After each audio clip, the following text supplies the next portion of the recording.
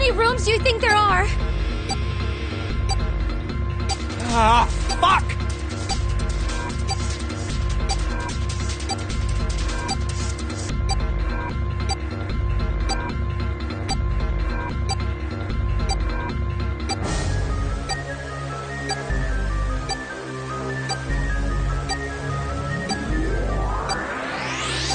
We don't have time to count.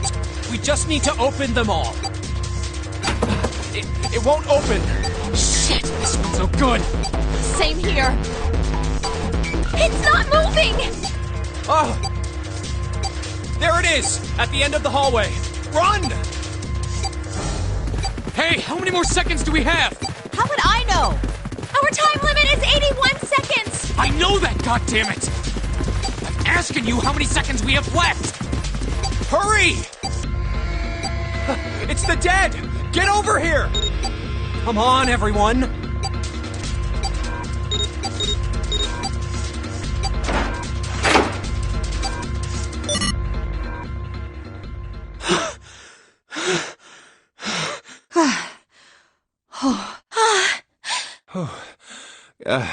Looks like it stopped.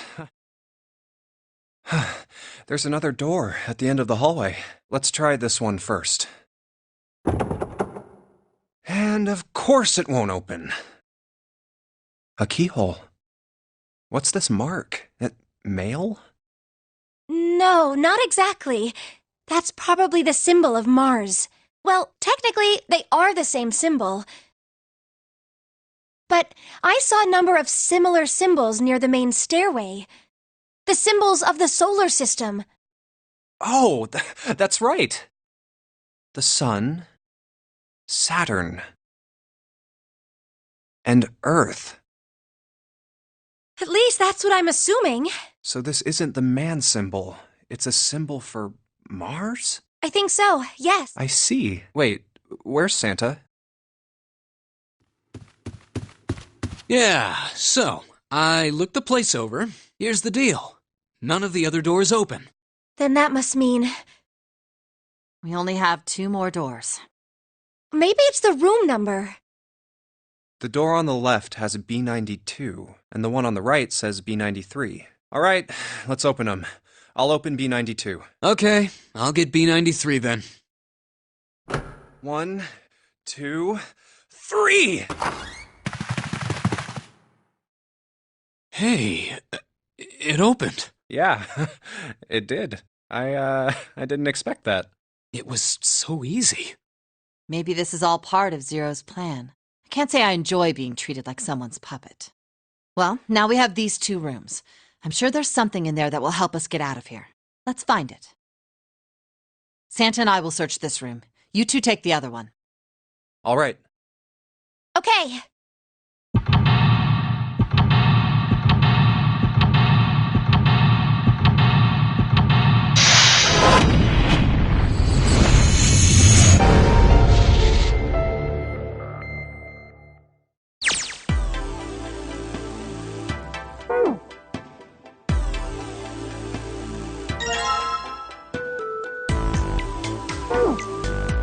Oh yeah, how's your fever? You feeling better now?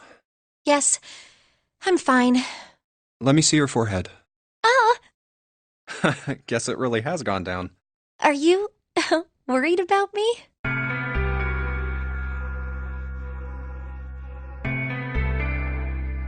Yeah, I guess I am. By the way, Jumpy, how did you end up here? What do you mean? I told you earlier, didn't I? There was a man with a gas mask when you got home at night. You inhaled some white smoke and passed out. When you woke up, you were on D-Deck. Damn straight. But is that really the truth? What? Jumpy, are you hiding something from me? No, why would I? Well, if you think about it, this is awfully suspicious. I mean, why would 2 childhood friends bump into each other in a place like this? Hey, I could ask you the same thing. Are you hiding something? What would I hide?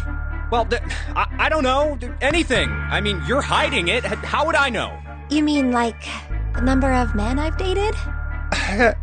Do you want to know?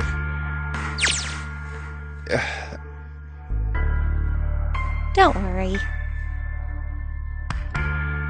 Only 18. Yeah. Times 0. Yeah, I guess I just haven't met Mr. Right yet.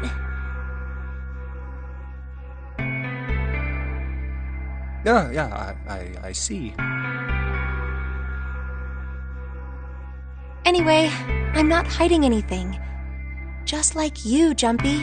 When I woke up, I was on D-Deck. Well, you do have a point.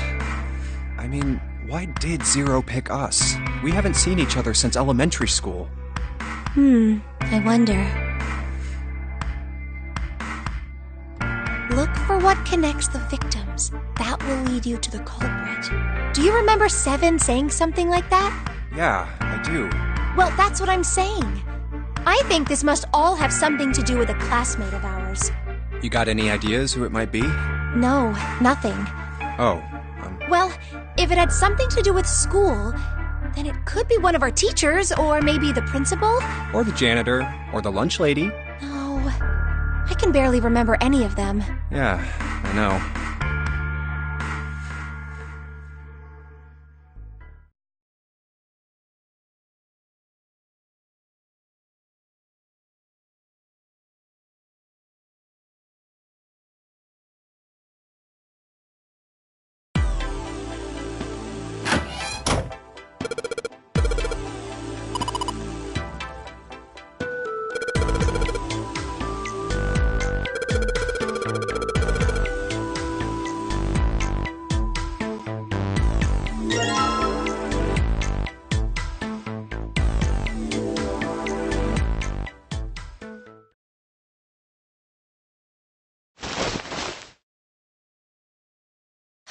This ship is bigger than I thought.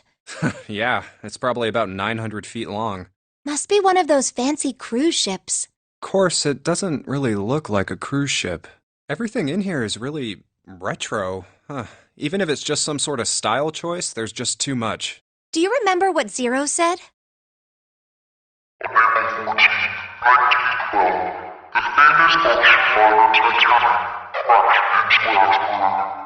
After remaining afloat for 2 hours and 40 minutes, it sank beneath the waters of the North Atlantic. Do you think maybe this boat and the Titanic have something to do with each other? That's a good point. I doubt he would have mentioned it if there wasn't a reason. Do you think this boat is a replica of the Titanic? A replica? Yeah, you know, like a copy of the actual boat. Who on earth would make something like that? Fans, crazy Titanic fans. No way. Do you even know how much money that would take? No idea.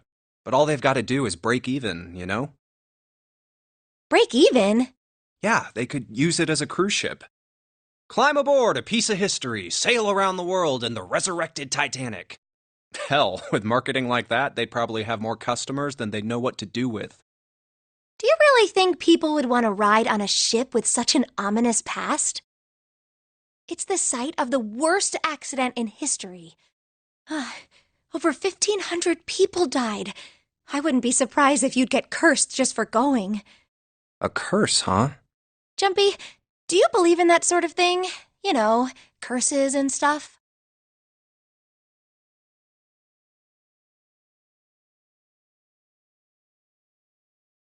Yeah, well, I guess so, to a certain extent.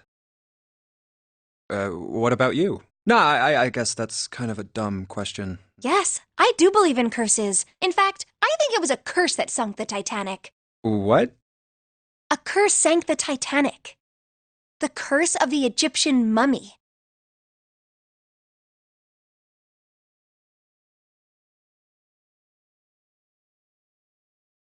Supposedly, the Titanic carried the mummy of the priestess Amun-Ra, which was stolen from a pyramid. And they say that the mummy had a history. Everyone involved with it died mysterious deaths. Come on, I'm sure you've heard of it before. those who open the coffin will be forever cursed. Haven't you ever heard that one? So you're saying the Titanic sunk because of that curse? That's right! That mummy, the priestess, supposedly, she was special. What do you mean? Well, supposedly, she was really pretty. Pretty? Yes? But she was a mummy. That's right. She wasn't all shriveled up or rotten or anything. She almost looked alive. Oh, okay, I get it. Okay, it's that thing. I don't remember the name.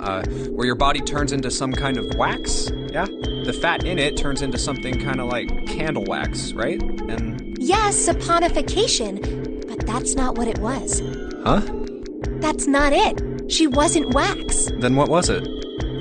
They say that she was frozen. What? Frozen? That's right. The whole body was frozen solid. You know how a human body is more than 60% water? Well, all of that water was frozen. The story says that from the time of its discovery all the way through to when it got put on the Titanic, even though it was carried through the desert, her body never melted. That's crazy. I think so too, but maybe it's true and we just didn't know about it before. I didn't know? Yep. Maybe it's common sense to eat shaved ice in the desert because it lasts forever. Huh? Nah, that seems too silly to be true. But maybe it isn't. It just appears that way because you didn't know it was true. Well, yeah,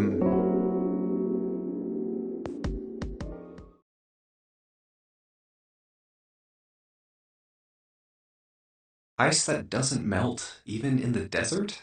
Does something like that really exist? No, even if it did, it wouldn't really be ice anymore, would it?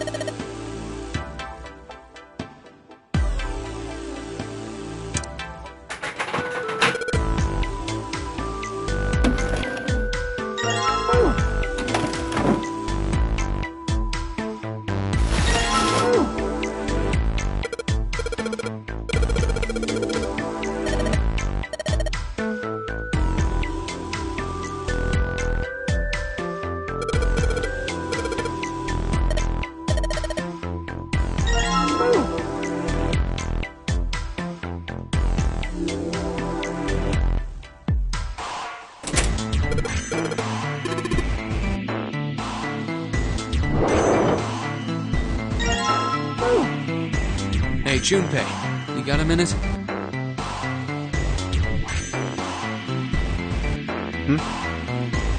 Here, take this. A bookmark?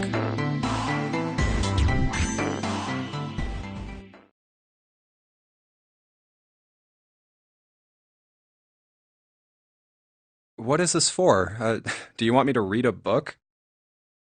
I found it in between some of the cushions on the sofa. Pretty sure it ain't gonna be any help to us, but I figured we might as well hang on to it anyway. Then why don't you hold on to it? You know what I hate most in the world? I got 4 things: hope, faith, love, and luck. Hope, faith, love, and luck? Damn straight. And you hate these things? Yeah, you got a problem with that? Not really, but...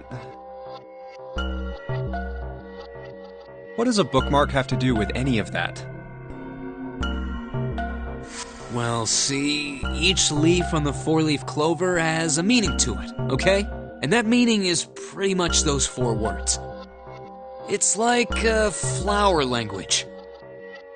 Well, I guess it's not a flower, is it? So, leaf language, I guess? Yeah, you could call them leaf words. Leaf words. Hope, faith, love, and luck. The meaning of the leaves on a 4-leaf clover. So, yeah, I want you to take it, okay? Just touching it gives me the creeps.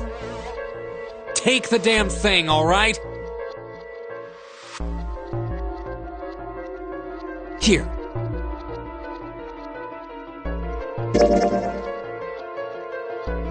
Alright, sure. I'll take it. Oh, man, I feel a lot better now. That thing was a real pain, you know? Do you really hate those 4 words that much? Yeah, well, they can all betray you, you know? Hope, faith, love, even your destiny.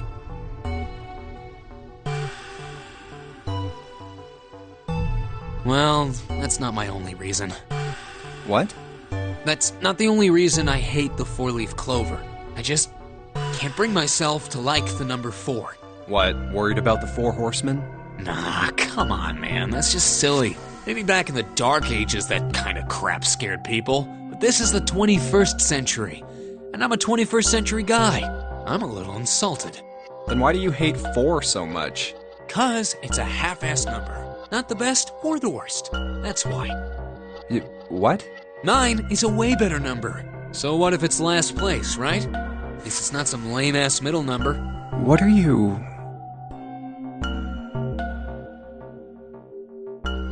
You play? Play?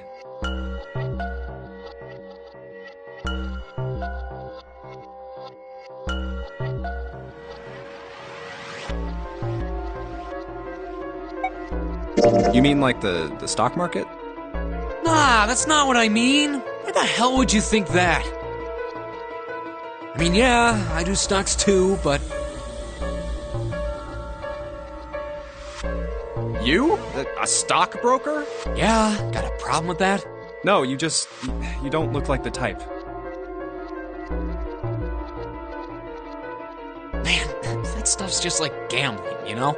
All you gotta do is bet on the winning horse. Nothing that hard about it. You sure sound pretty confident. So, are you betting on winning horses? Of course I am. You remember a couple years back when the stock for Cradle Pharmaceuticals shot through the roof? Stacked a few bills over that, if I do say so myself. Uh-huh.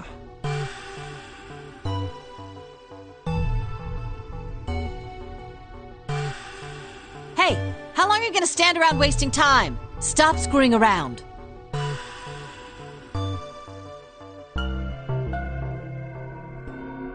The lady has spoken. We better get back to work before we really piss her off. I don't want her beating me up. Hey, wait! We weren't done!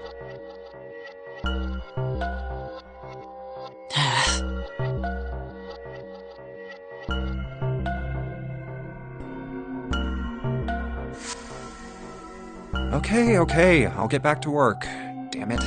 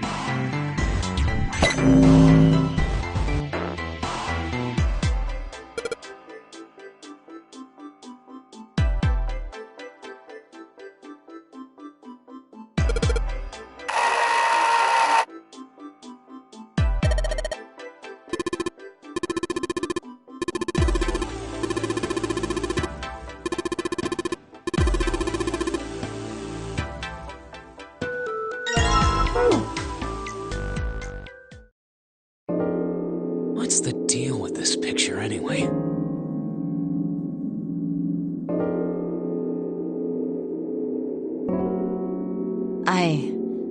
I think I've seen this picture before. Where? In a book. There's a British biochemist named Sheldrake. He has a rather interesting theory. I saw this picture in his book. What's this interesting theory? Morphogenetic fields, which relies on the theory of morphic resonance. Man, I can't deal with this. Just listening to you talk about it is giving me a headache.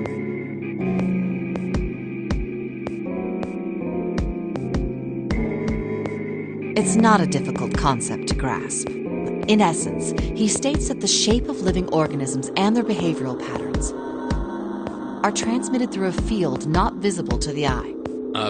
What part of that isn't difficult, exactly?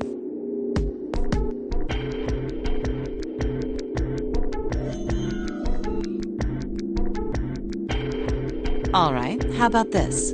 Theory of the telepathic mechanism. Telepathy? Yes, telepathy. Well, perhaps not exactly telepathy, but it's close enough for a simple approximation.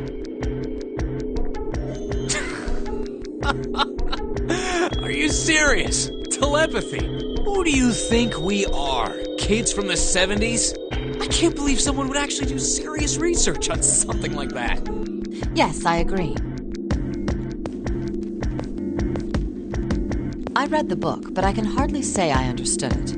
I'm in no position to defend or condemn anything it said. It was probably just someone latching onto a statistical outlier from some study and turning it into a ridiculous theory.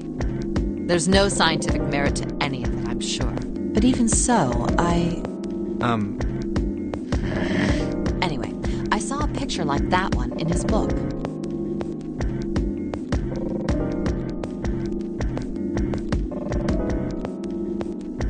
Hey, what do you think this picture looks like? What do you mean? Isn't it just like abstract or something like that? It's just black and white scribbles. There's no meaning there.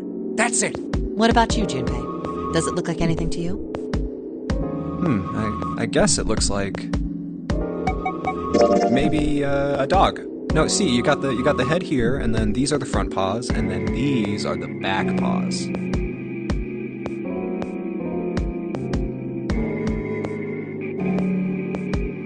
See? Oh, I see it. I guess you've got a point.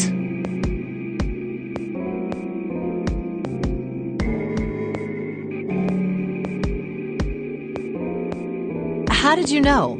You're right. I didn't think you would have been able to guess that. So, now we know what it's a picture of, but I don't see how that helps us. A TV show from Great Britain did an experiment once. They took two similar pictures. Both of them were difficult to identify, initially. But once you figured out the answer, you couldn't see it as anything else. These two pictures. The first was a woman wearing a hat. The other one, well, to make it easier, let's just say it was this picture of a dog. So, their experiment. First, they sent the picture to other parts of the world outside the reach of British airwaves. To Ireland, the US, Africa, Europe, etc. Then, in each country, they gathered a number of test subjects, roughly 1,000 people. They were shown the two pictures and asked, what does this picture look like to you? The results weren't really interesting on their own. 9.2% of the people saw the lady in the lady picture. 3.9% saw the dog in the dog picture. Then, 2 days later, they aired a new program on their show. During the 30-minute show, they broadcast the dog picture and its solution. The audience was estimated to be 200,000 people. After the broadcast, it was a safe bet that the number of people who knew the solution to the dog picture was at least that many. After another 2 days passed, they gathered more research subjects from areas outside the reach of British TV and radio. This time, they only found a sample of roughly 850 people. Naturally, none of them had participated in the first test. They were, however, given the same test and the same two pictures. The results were startling. 10% of the people saw the lady in the lady picture. The previous test sat at a 9.2% success rate. Not much of a change statistically. The dog picture, however, produced a very different result. The percentage of people able to successfully find the dog, it went from 3.9% to 6.8%, a very significant increase. So do you understand? Do you realize the significance of this experiment? There was no way the second group could have seen the picture. They lived far away from Britain and couldn't have seen it. But even so, it was only the success rate for the dog picture that went up. Why? How did that happen? What does it mean?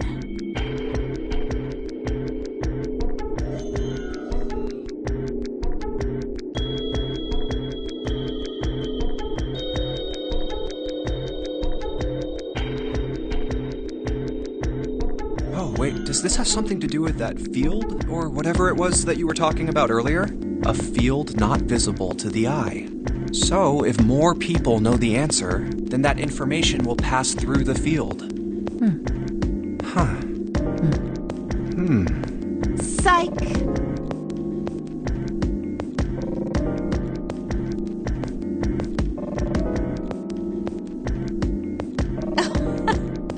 I was just kidding. You really shouldn't take me seriously. Well, I mean, the things I just told you about are true. They really did happen. But the results of that experiment really aren't anything to go by. They could have easily falsified them. In the end, I'm sure they were just in it for the ratings. They are a TV station after all.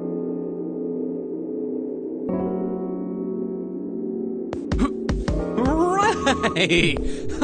Man, I gotta admit, you had me there for a minute. I, really thought you were serious. Of course not. Like I told you before, I'm sure it's all just pseudoscience. Oh, okay, right.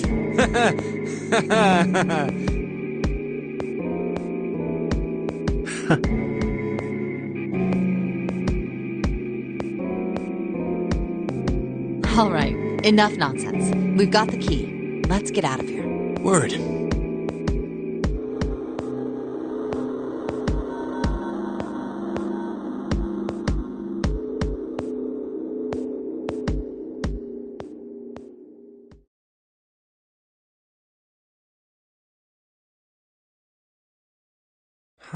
A field not visible to the naked eye. Morphogenetic field.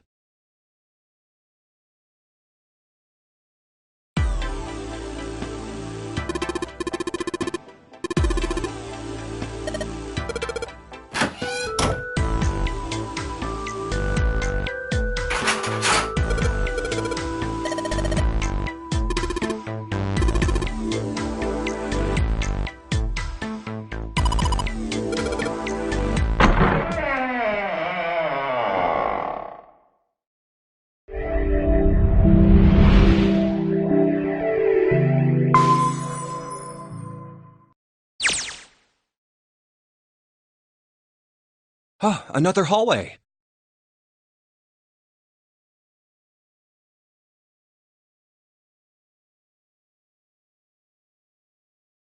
Come on, open! It's not going to open because you rattled it, you know. Damn it! Look over here!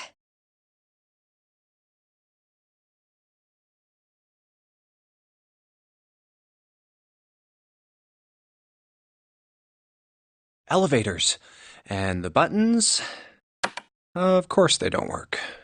The power must be out here too, just like by the staircase. That leaves this door. Well, looks like we don't have any choice. Yeah. Sure does. Well then, let's open it. All right, here I go.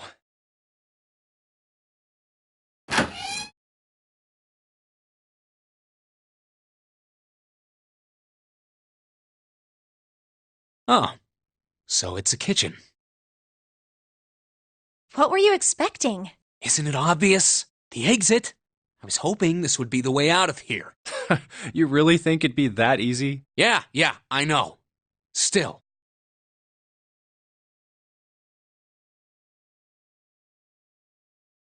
If we can just get through this door, we should come out on the other side of that grate we saw earlier.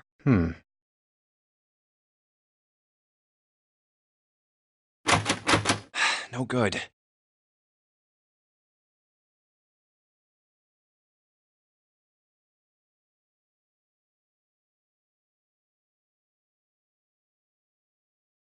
Anyway, let's take a look.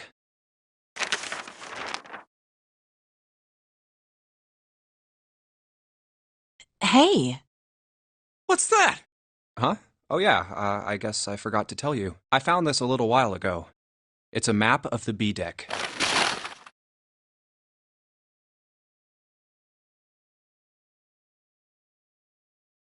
Let me see that.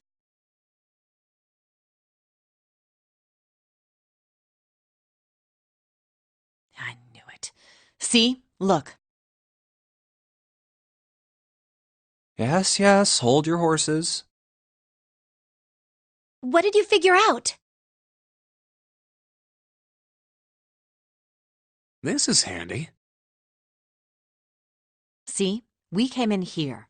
Now if we go out there, then we'll be on the other side of the grate.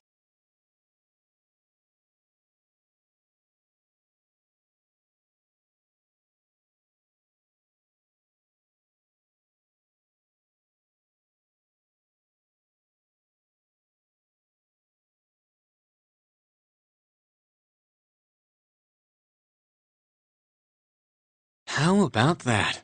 She's right. We can get out through there. There we go. Here, you can have it back.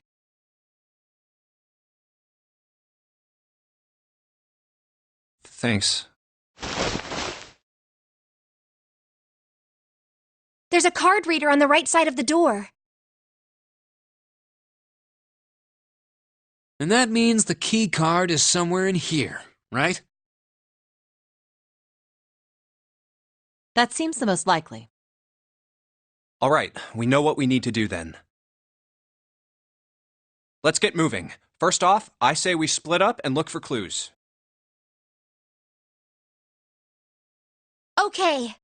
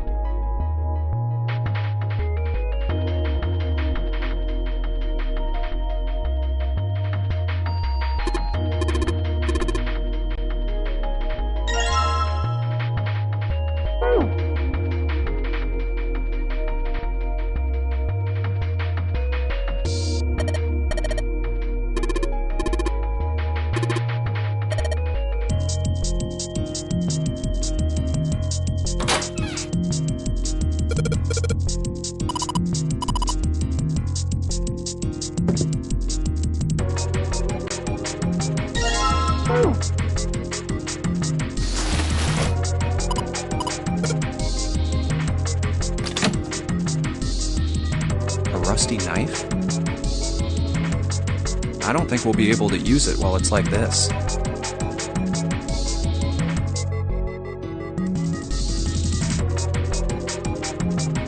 It's futile. Futile? You know, a waste, useless, pointless. Oh. Any particular reason you wanted to bring that up? Oh, no reason really.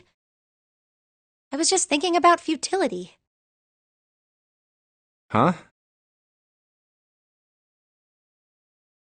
Why were you thinking about futility? Well, it has something to do with the Titanic. The Titanic? Yep. Have you ever heard the story that the sinking of the Titanic was predicted? No, I haven't. What is it? In 1892, 14 years before the Titanic sank, a novel was published. It was called Futility.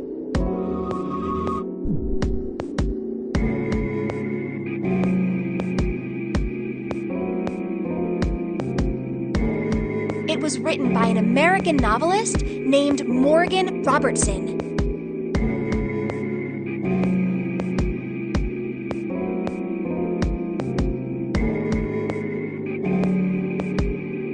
The story was about a big cruise ship colliding with an iceberg and sinking.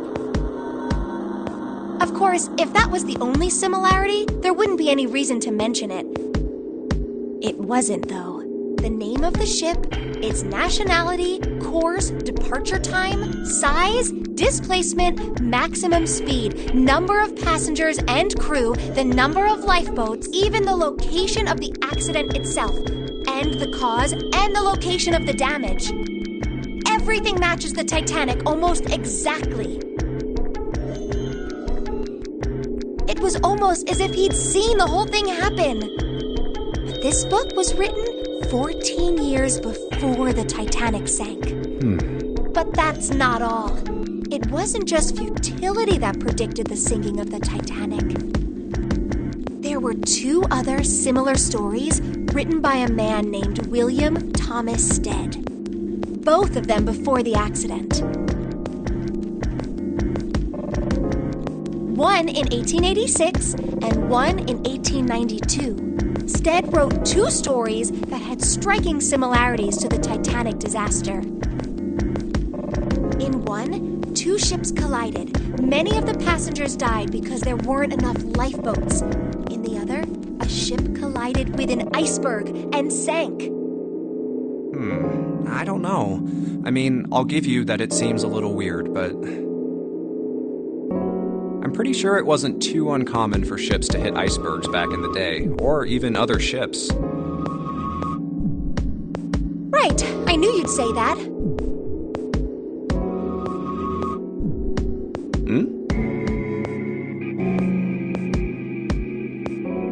But what if Stead had some sort of special powers?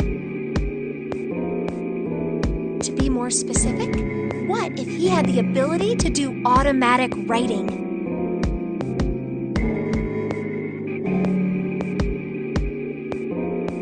What?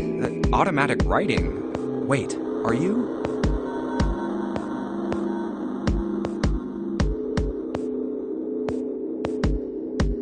Are you talking about when someone's possessed by a spirit and then they write a bunch of stuff without knowing what they're writing? Yes. What do you mean, yes? That stuff's a load of bull. But Jumpy, you said you believe in curses.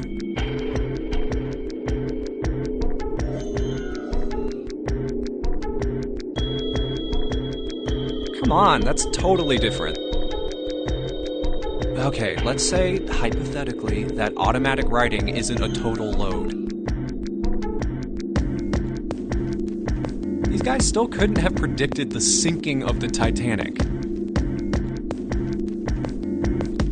When this Stead dude wrote his thing, nobody had died on the Titanic yet.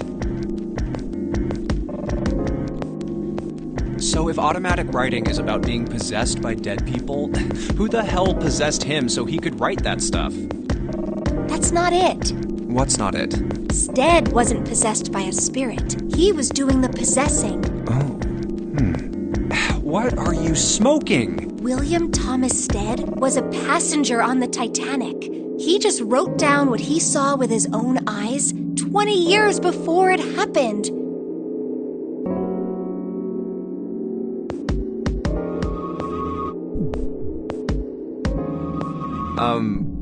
Well,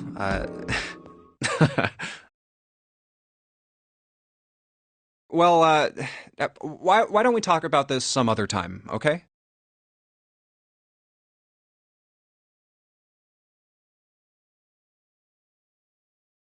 Huh?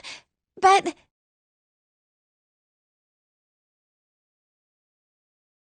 Come on, let's get back to it.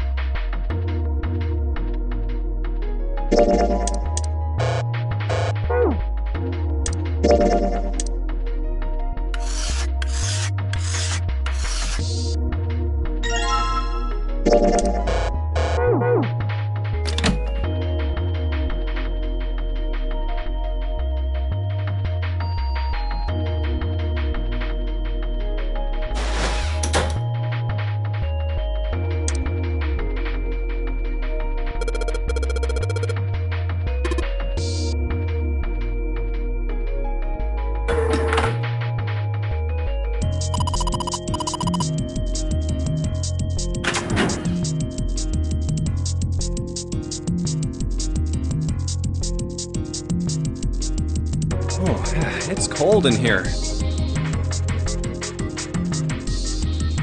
What is this place? Are you blind? It's a freezer.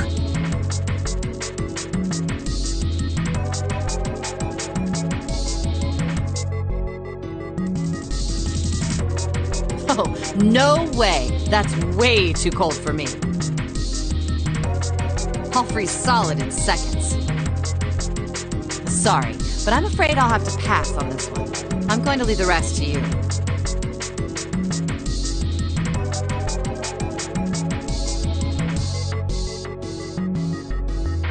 Oh, whoa.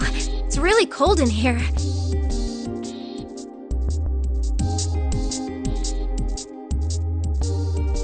Hey, you don't need to be in here.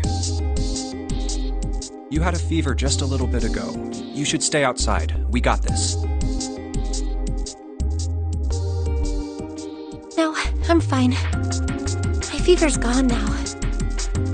But... Huh?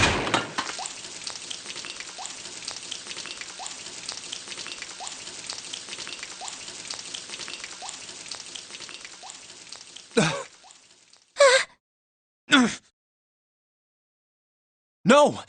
Why did it suddenly close?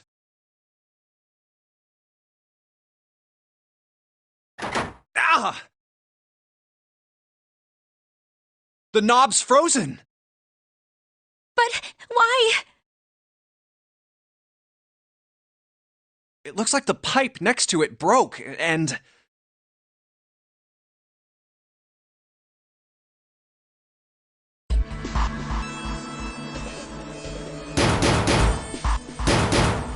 Hey, Lotus! You're out there, right? Open the door!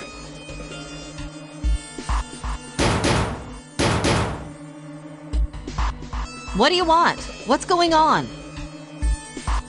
The door won't open! Try opening it from that side, please! Oh, fine. Like, if you say so. Hold on.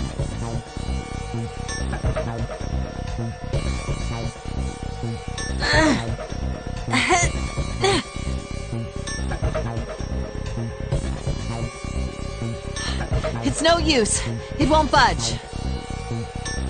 You've got more people in there. You figure it out.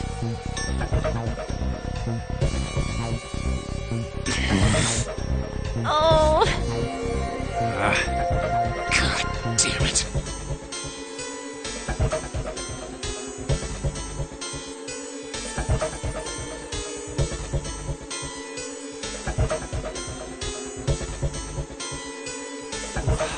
Anyway, let's find a way out. If we don't get moving, we're gonna be permanent residents. two heads are better than none. I'm sure we'll figure something out. Yeah, you're right. Let's just take a good look around this room, okay? Right.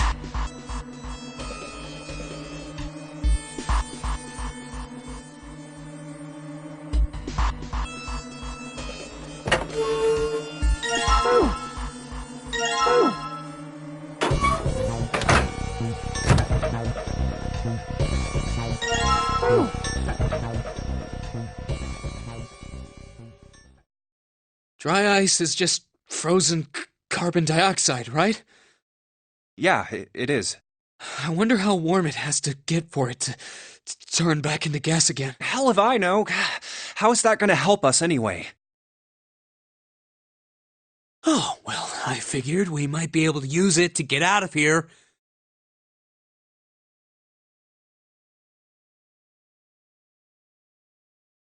Carbon dioxide sublimation point is negative 109 degrees. Any warmer than that, and it'll turn into gas.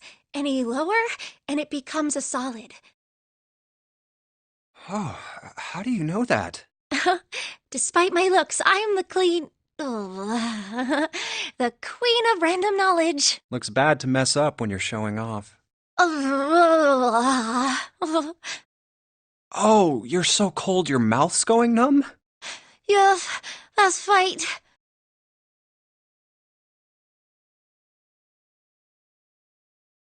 You're just doing that on purpose, aren't you?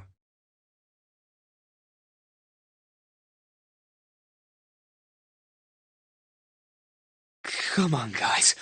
Don't you think that's kind of weird? I wonder why it doesn't turn into a liquid first.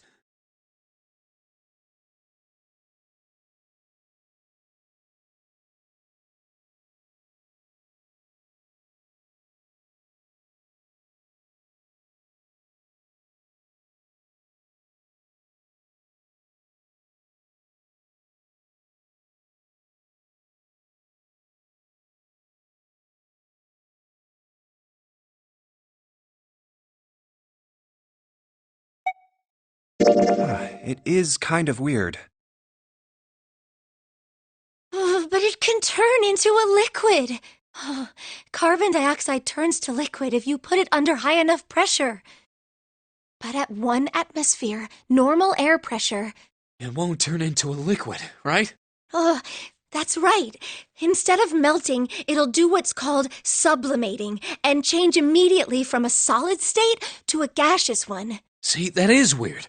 Water's a liquid between 32 degrees and 212 degrees, so why isn't that the case for carbon dioxide? There's a kind of ice that doesn't turn into liquid when it goes above 32 degrees. Huh? I heard about it. Its melting point is 96 degrees. Ice with a melting point of 96 degrees? You mean there's water that freezes at 96 degrees? Yeah, well, you could also look at it as ice that won't melt until it's 96 degrees.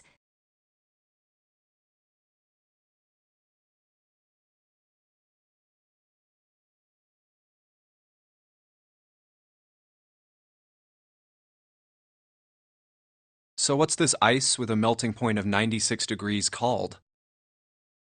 I heard it's called Ice 9. Ice 9? Originally, Ice 9 was a made-up substance invented by a science fiction author. But recently, scientists have discovered that such a substance actually exists. Wait, hold up. So is this thing called Ice 9, or is it water? Like I said, if the ice is over 96 degrees, it'll be liquid. If it's under that, it'll solidify. So you could think of it as a polymorph of H2O. Here, think of it like diamonds and graphite. They're both made of carbon, right?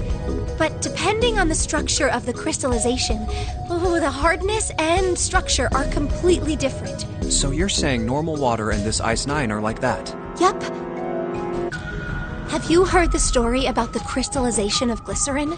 For 150 years after the discovery of glycerin, people cooled it, warmed it.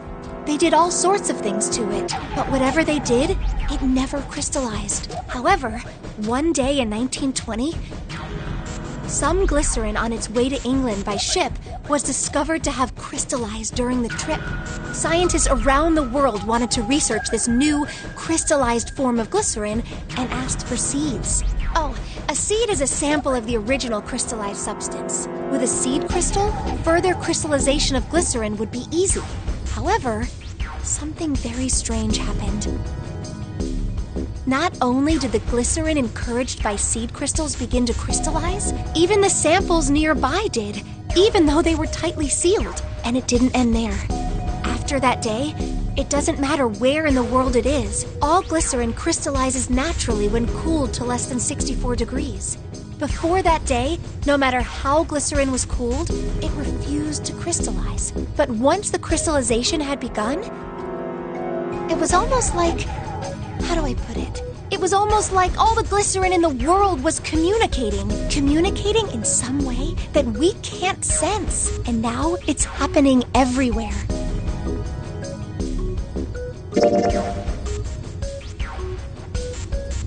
Wow, that's pretty interesting. But, what does that have to do with Ice 9?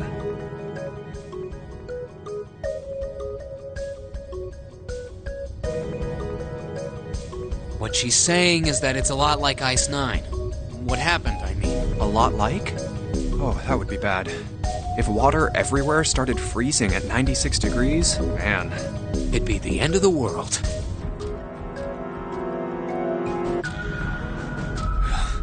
At any rate, we're not gonna have to worry about the end of the world unless we can get out of here pretty damn quick.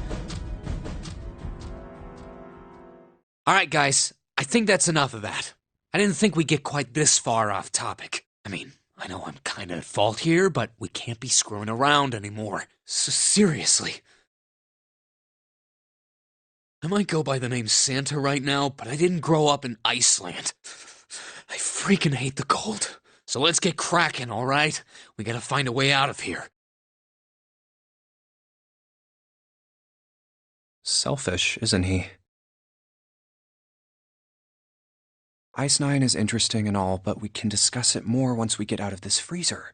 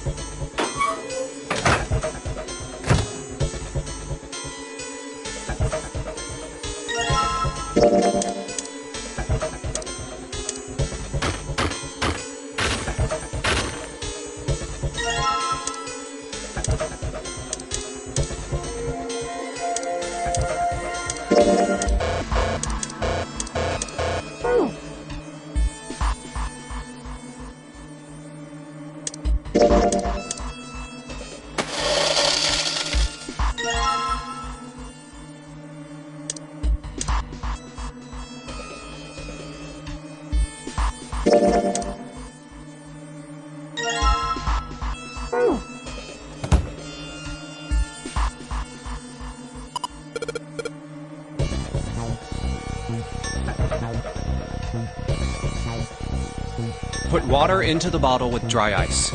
And make sure the lid's closed. Now I just have to put this makeshift bomb on the doorknob.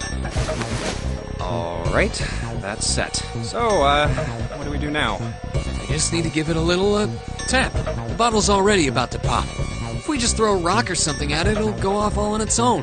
A small rock. Huh.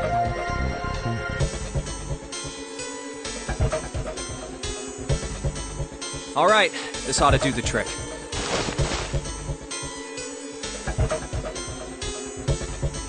Ah, some dry ice, huh? Not a bad idea. Alright, guys, stand back. Actually, we should probably hide somewhere. Where exactly do you expect us to hide, genius? There isn't really anywhere big enough. Yeah, there is. Look, right here. We can hide in there. Come on, get inside, quick!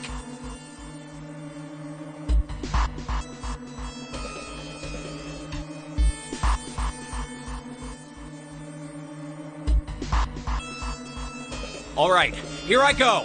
3, 4, 5. You're counting the wrong way. Oh, oops.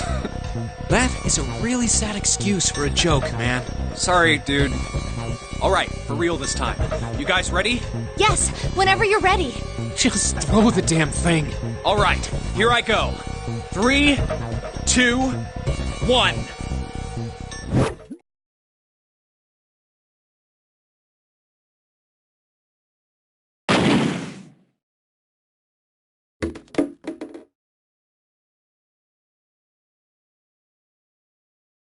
Jumpy!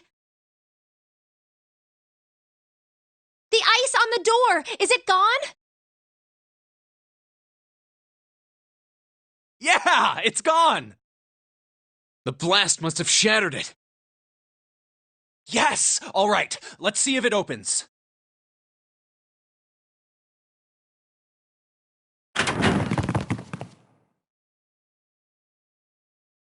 Hooray! We're out! Move! Oh, god damn it! Hot, hot, hot, hot, hot, hot, hot! Fuck! Well, you did just grab the grill. What did you think would happen? Hey, where's Lotus?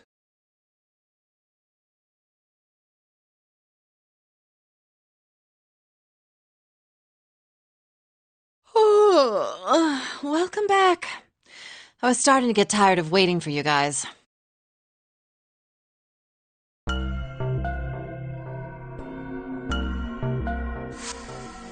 What were you doing?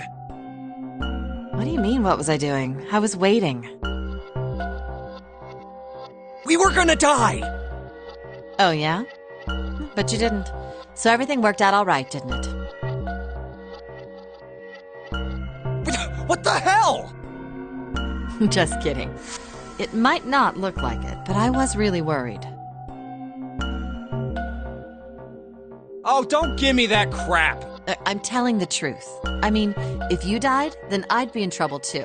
If you died, then I'd be stuck here, and I'd die too. See? I did all I could. I even looked around to see if there was anything I could use to pry open the door. But I couldn't find anything. So, all I could do was wait. I mean, what else did you want me to do? Call the cops?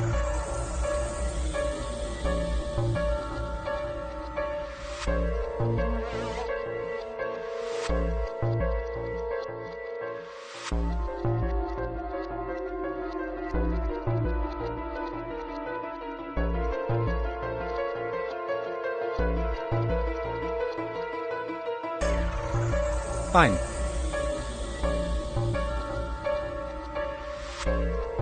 But there's one thing I have to ask you. What's that? You didn't close the door, did you? What? You think I closed the door on you? Why would I do something like that? It closed on its own. I told you before, if you die, then I die too. Yeah, I guess so.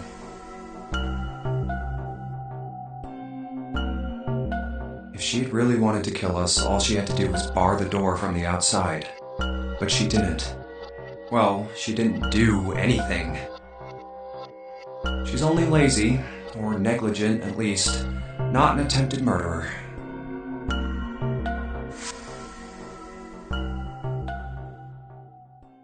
Well, I'm sorry. I'm sorry I doubted you. Oh, yes, well, that's all right. As long as you understand.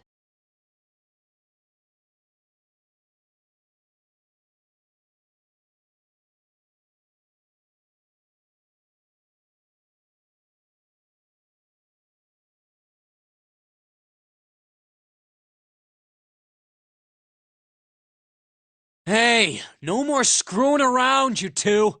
Break time's over. Especially for you, lady.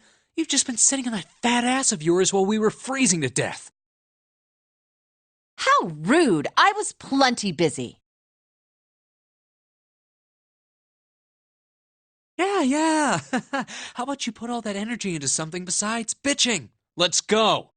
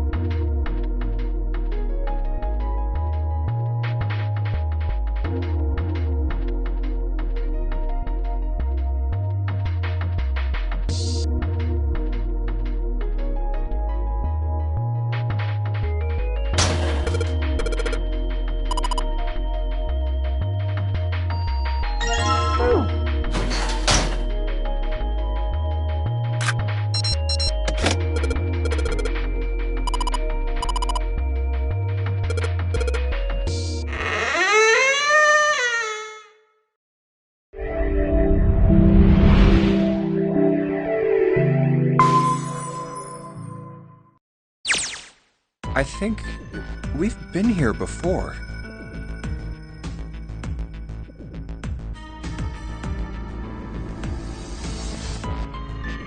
the elevators are over there, so that means... We went into the kitchen through that door and came out on this side. That means the map was right. Looks like. Then let's use it to plan our next move. Next move? Yeah, we need to decide where to go from here, don't we? He's right. Let's get started. From the looks of it, there are 4 possible routes. Let's just keep it simple and call them A, B, C, and D. First, A and B. They both seem to connect to a room that looks L-shaped. Yeah, there were 2 doors. But they were both locked. We couldn't open them.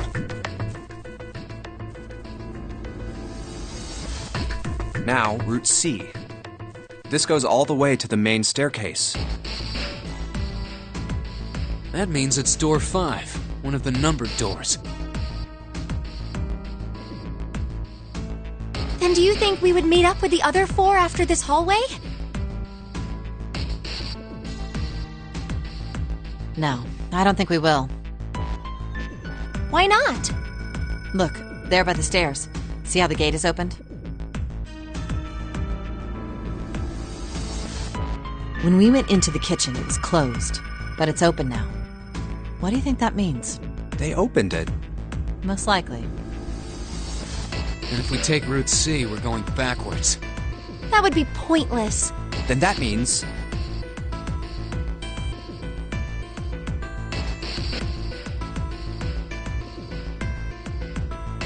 Route D, then. D it is. Yup, Route D. Then we're set.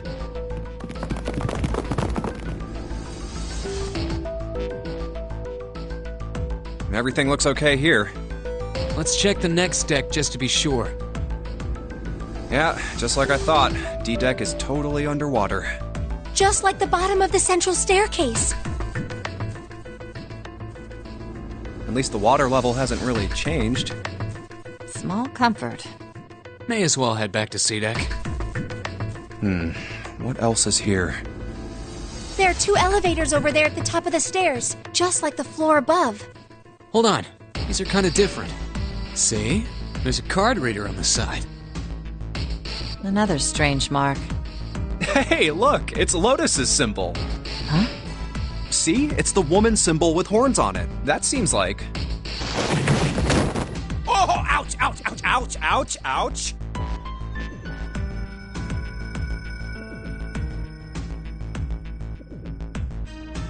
What was that about the mark again?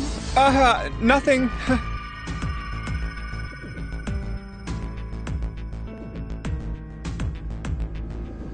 This is a Mercury symbol. The horns symbolize the wings on Hermes' staff. Hermes, herpes, whatever. If we can't get this thing to work, these elevators aren't going anywhere. In other words, we need a key card with the Mercury symbol on it. Probably. I guess we can't get on then. Let's just disregard the elevators for now. How about this hallway on the left? Whoa, there's so many doors. Damn it. If we try and search all these, the sun's gonna go down before we've done half of them. I think the sun already set. I have a feeling this ship is the only thing that's going to be going down anytime soon. That's even worse. Well, we can come back to this hallway later. Let's check the hallway on the other side, shall we? Time to head back to the stairs. And now the right hallway.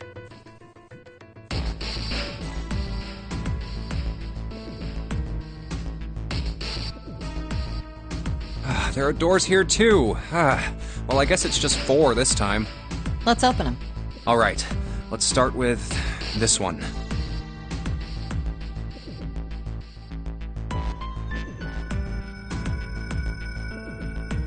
Huh, it isn't locked. I'm going to open it.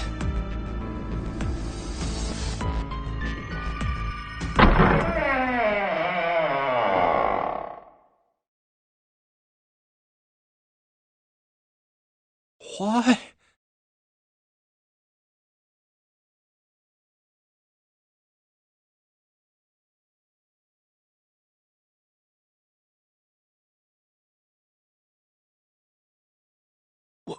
What the hell is this? This place is huge.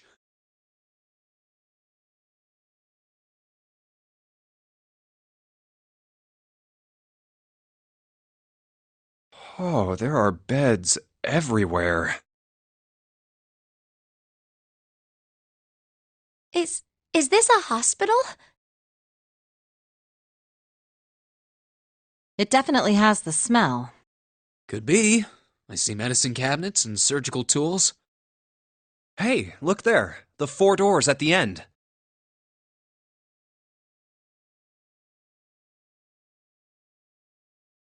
The left door says 3. The second door is blank, but the third has a 7. And the rightmost door is 8. There's no doubt. They're numbered doors. Why is the second door blank? That seems kind of strange, don't you think? No point worrying about it right now. Let's see if these will open first. Yes, that sounds like a good plan.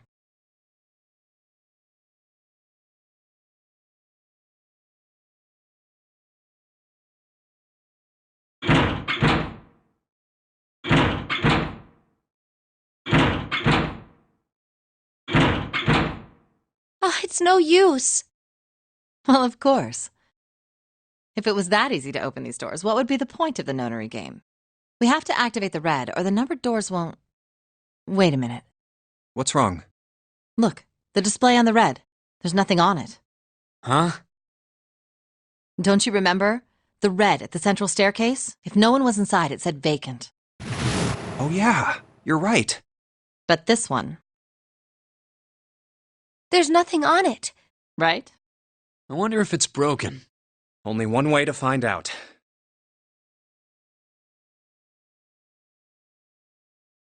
It's not responding.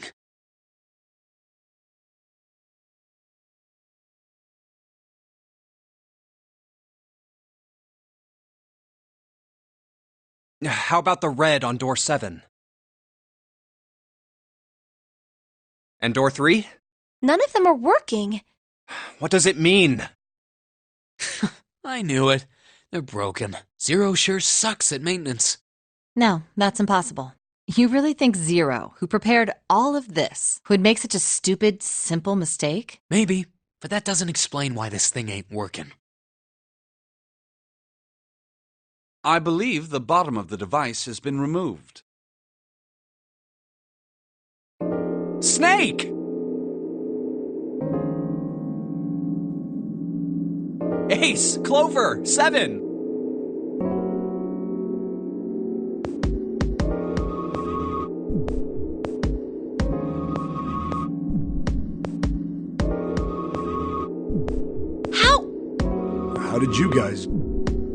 How did you end up here?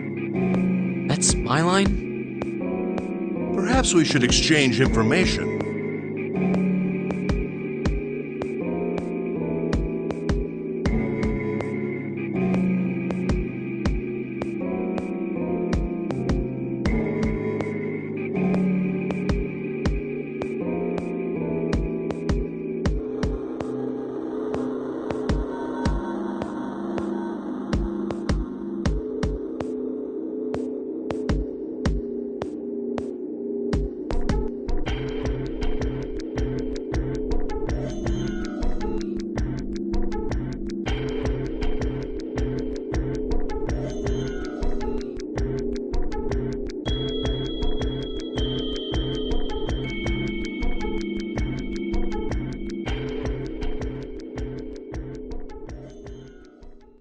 There you have it. Our half of the story. Okay, let me see if I got all this straight. When you guys got here, the bases for the Reds were already gone. And you looked all over this room, but you couldn't find anything. So you figured that there might be something in the hallway with all the doors. So you went and had a look? Yeah. And while you were looking around, you heard voices. Uh-huh. So you followed the voices and came back here. Indeed. And that was how we found you. Why don't we check those 3 Reds again, just in case? You're right. Huh. There's a long, thin gap on the bottom. I think it's a slot for something. Probably electronic. Well, this isn't good. If the red is inactive, we can't keep going. Well, what about that hallway over there? Isn't there anywhere else we can go? No, there isn't. There are plenty more hospital rooms, but nothing else. Hospital rooms. That's what's behind all those doors? Yes. There are a number of individual rooms in addition to this large one. There was a door at the end of the hallway, but it was locked. There was an astrological symbol engraved near the keyhole, however. I was able to get a good feel of it. I believe it was the symbol of Jupiter. Not again. Those goddamn things are everywhere. I wonder what they all mean. While we're asking what things mean, what's the deal with this room? I mean, I thought this was a cruise ship, but I can't imagine a cruise ship would have a hospital like this.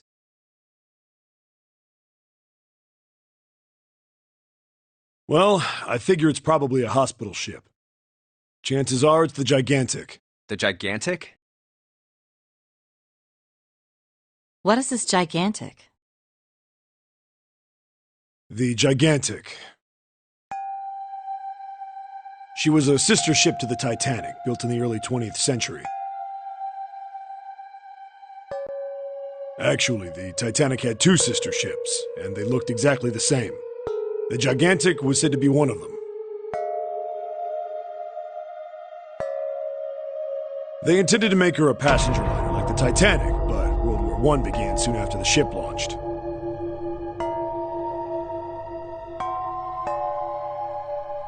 The British Navy took her over and made her a hospital ship.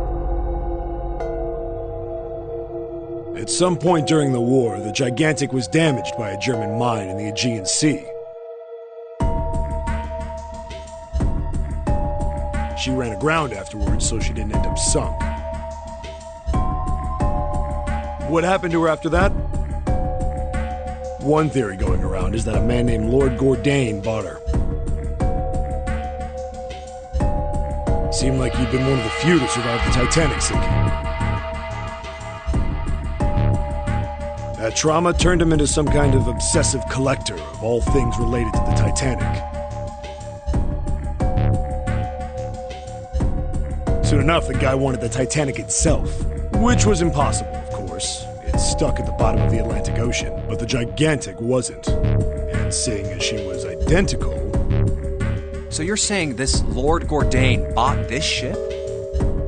Yeah, at least I think I am. That's impossible. No way we're in some boat that's almost 100 years old.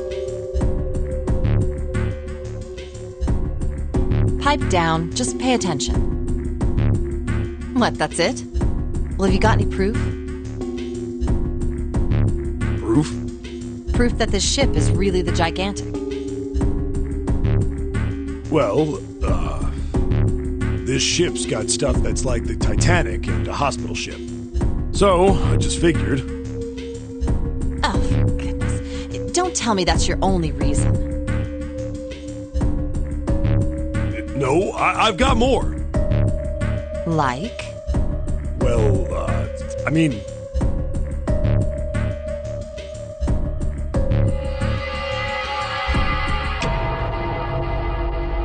I don't know. I guess your memory isn't back yet, is it? Yeah, sorry about that. Hey, whoa, wait a minute. Memory isn't back?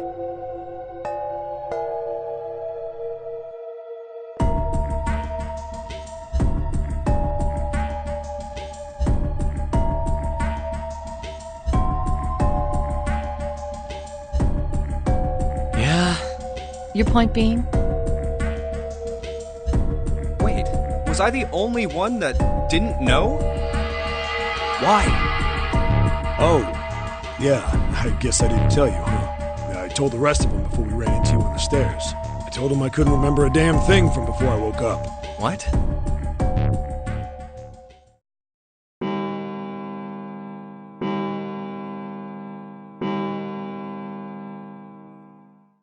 Huh.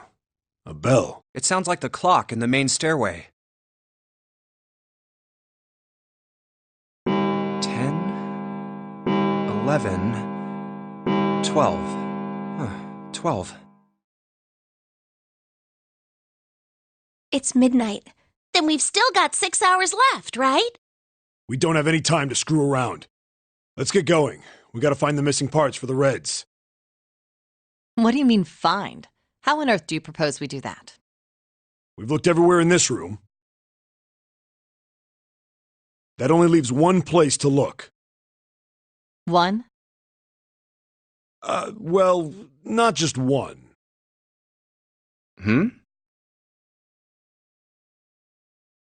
Wait. Don't tell me you mean we need to search all of the other rooms.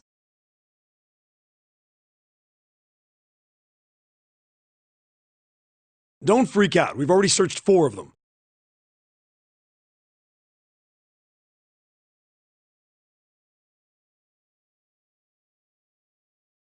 Four rooms?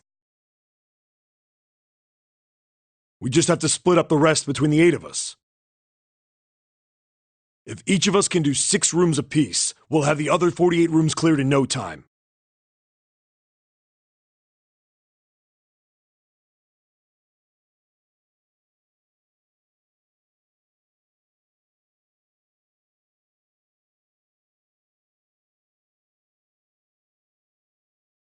There are 48 other rooms?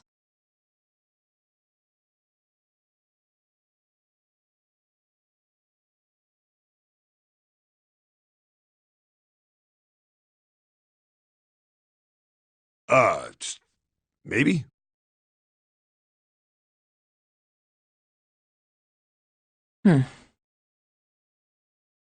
All right, so everyone knows which area they're searching? Yeah. Yes!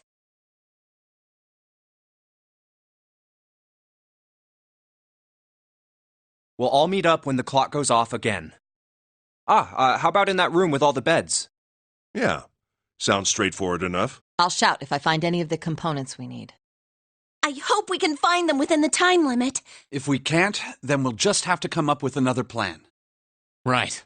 Then let's do this.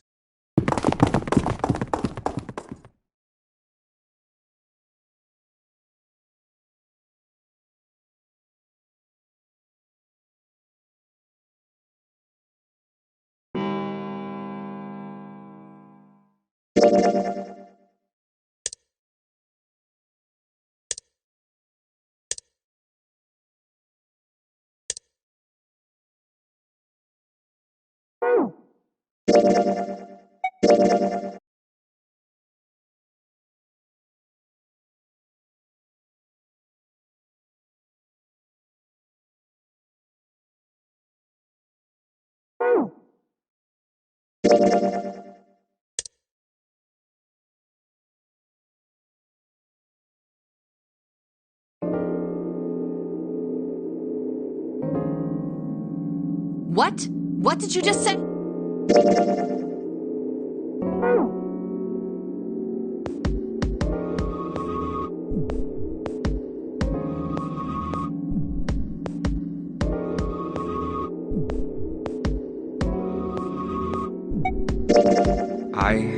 I think I'm gonna go with door 7. Okay, 7 it is. Yeah. All right then. That means June's got to go through 8. What? Why? What? If the 6 of us are going to keep going without leaving anyone behind, there are only 3 ways we can do it. Have 3, 5, and 8 go through 7, and 4, 6, and 7 go through 8. 4, 5, and 7 go through 7, and 3, 6, and 8 go through 8. Or 3, 6, and 7 go through 7, and 4, 5, and 8 get 8. There are no other combinations. In other words, 3 and 4 and 7 and 8 can never go through the same doors. You get it now? Oh no! You're saying we aren't gonna see each other again for a long time.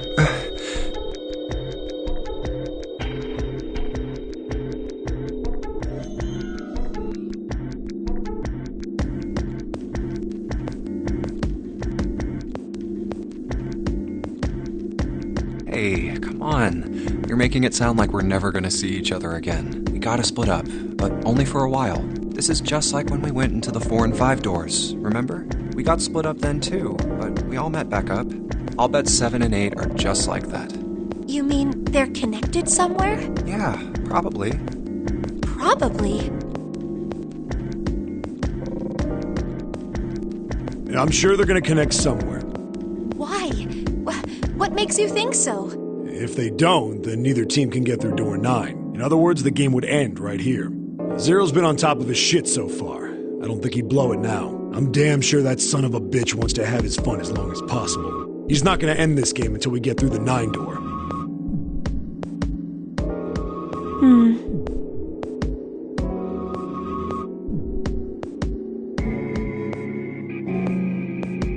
Everything's gonna be fine. We're gonna see each other again. I promise.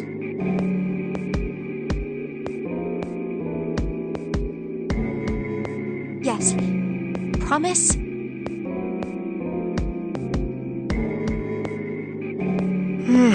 You guys are done, right? Anyway, that's pretty much it. Clover and I will both go into separate groups. I figure I'll take 8 and Clover can take 7. Any problems with that, Clover? Whatever. All right, we're ready to go then. Let's move.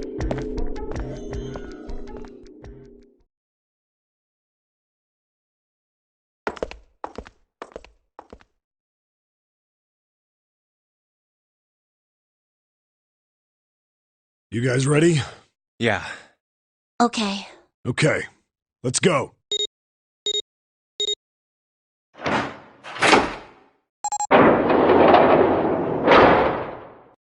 It's open.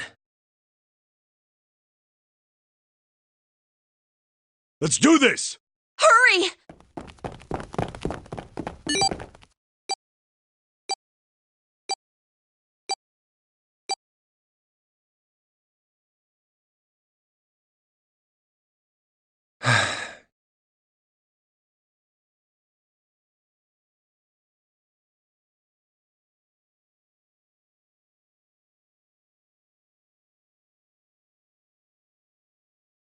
June.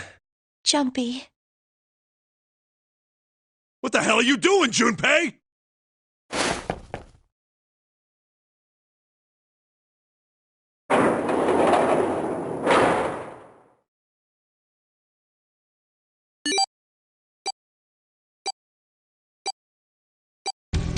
Only 81 seconds left! No time to waste, guys! Let's get moving!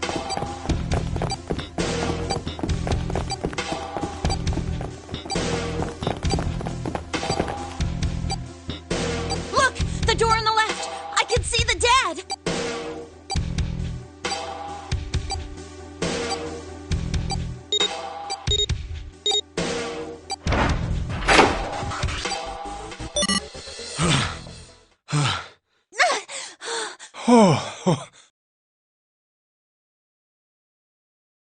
It stopped. It stopped. This is the second time we've gone through one of these numbered doors, but... whew, you never really get used to it.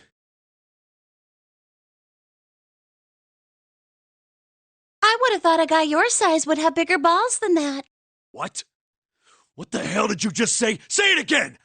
You have no... You little... You wanna die? I'd like to see you try. You fucking brat! Alright, let's go! Hey, calm down, guys. This isn't the time for this. It's not gonna do us any good.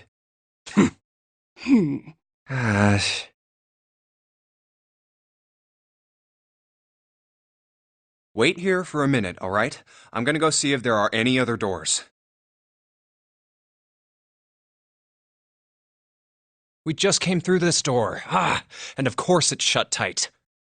There's a short hallway on the left here, and an iron wall. I doubt I can get through it. This door's the only option we've got, right? Yeah, looks like it. Hey, something's written on the door. On that iron plate. It says operating room. If this thing's telling the truth, there could be body parts inside here. Well, this is probably not going to be pleasant. Well, there's no point to standing around. Might as well go in and see what's waiting for us.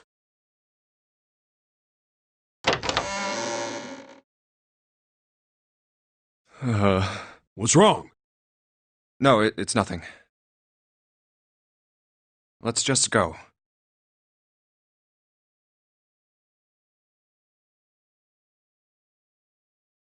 Huh?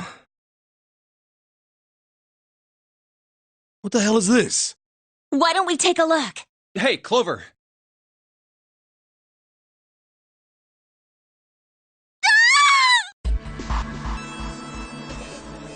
What? Clover! Hey, what's wrong?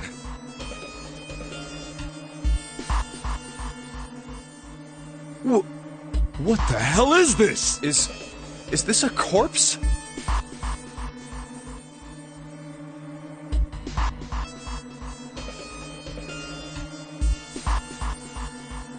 We should probably take a closer look. Yeah.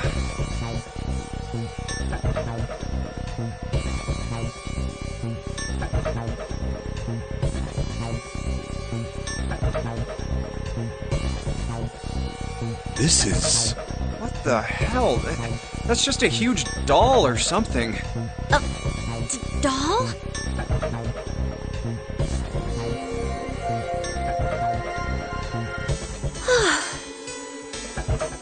You're right. It's only a doll. Man, it really scared me.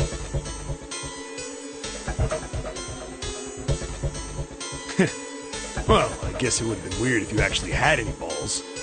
Shut it! Don't you start with me, fatty. Oh, what's this? You want a piece of me, short stuff? Yeah, bring it on, you whale! Hey, guys, not again, okay? Seriously, knock it off. Jeez. Anyway, it looks like he's got something the two of you could stand to have a little more of. I'm talking about a heart. Huh? Oh, this? You mean on his chest? Yeah.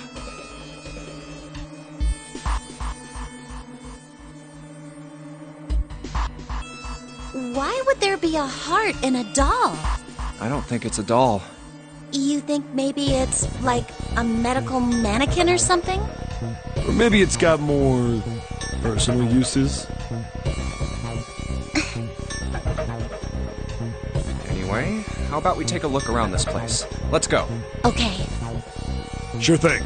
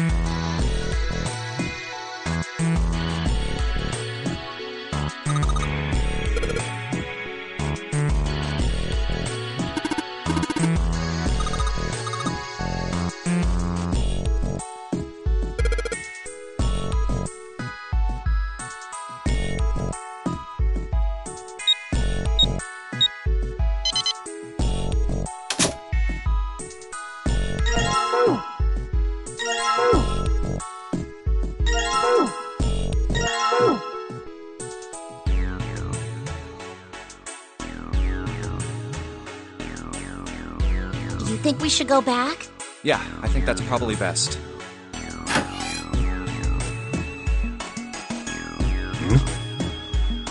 Hey, Seven, what's up? Oh, well,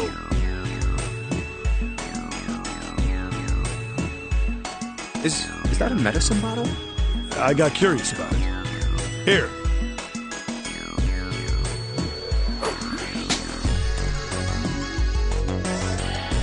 Ethylene diamine tartrate? Yeah, that's right. CDT. What kind of medicine is that? It's not medicine. I think it's an industrial strength detergent. Why would they have something like that here? Well, probably to clean stuff up. Clean what up? Fuck if I know. It looks like it's cleaned my brain up.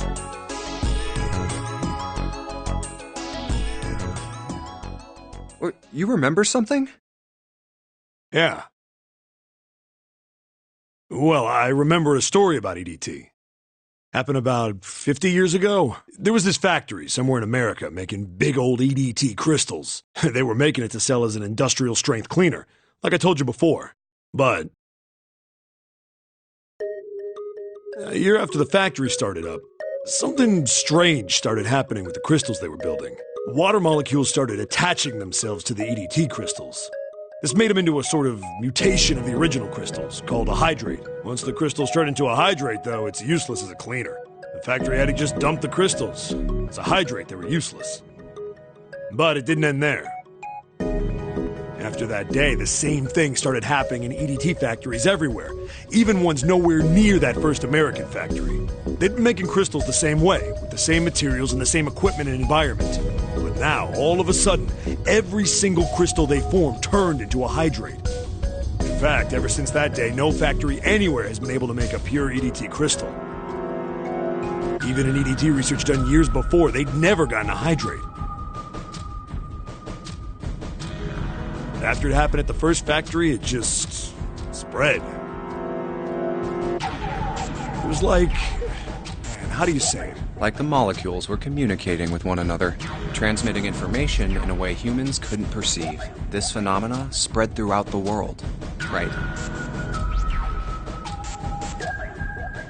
Yeah, that's it exactly. But how did you know? I heard another story, kind of like that one. When? In the freezer? What? Yeah, June told me.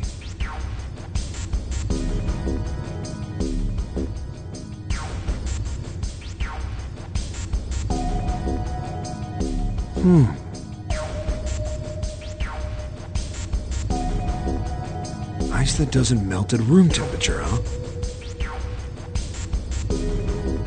That sounds familiar?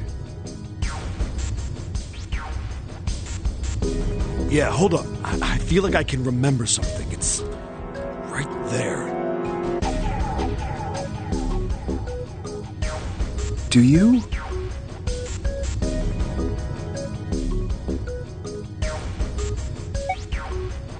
Do you know about Ice 9? Ice 9? Ice 9. Ice 9. Ice, ice, ice.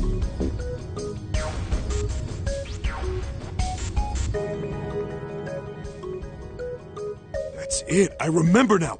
That woman, she's on this boat. That woman? Alice! Who's Alice? Come on, the woman who won't melt at room temperature. Huh?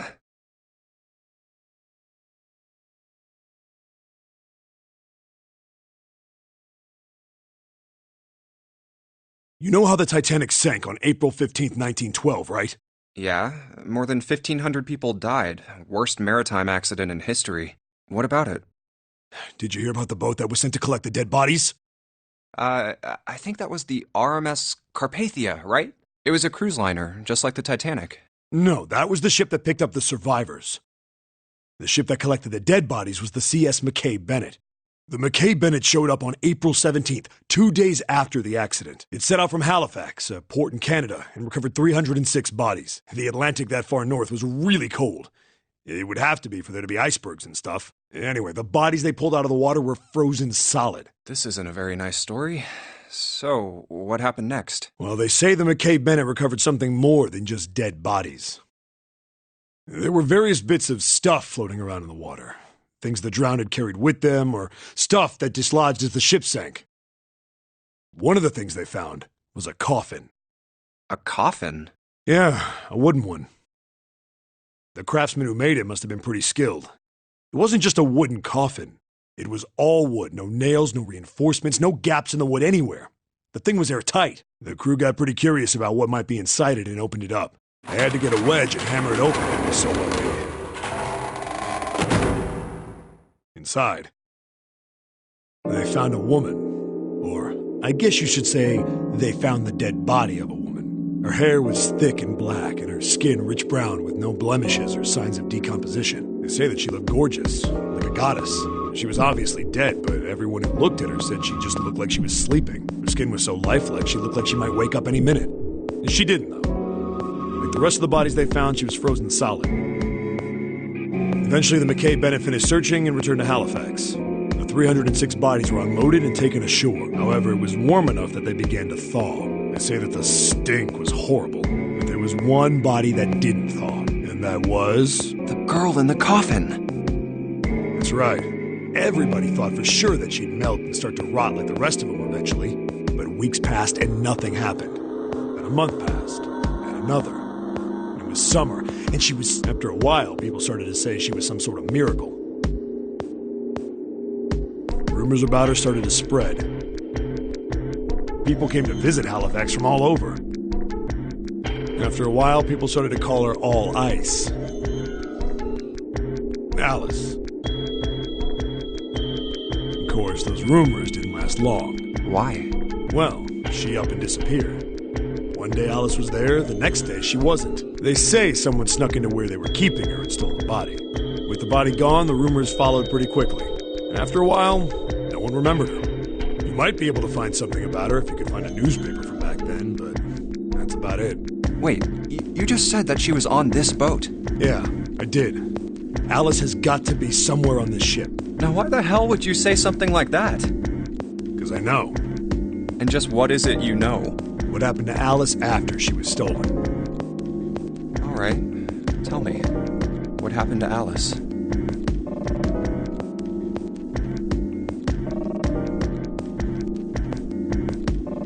Well, around that time, the word was that there was a special black market in New York. All millionaires from all over the world.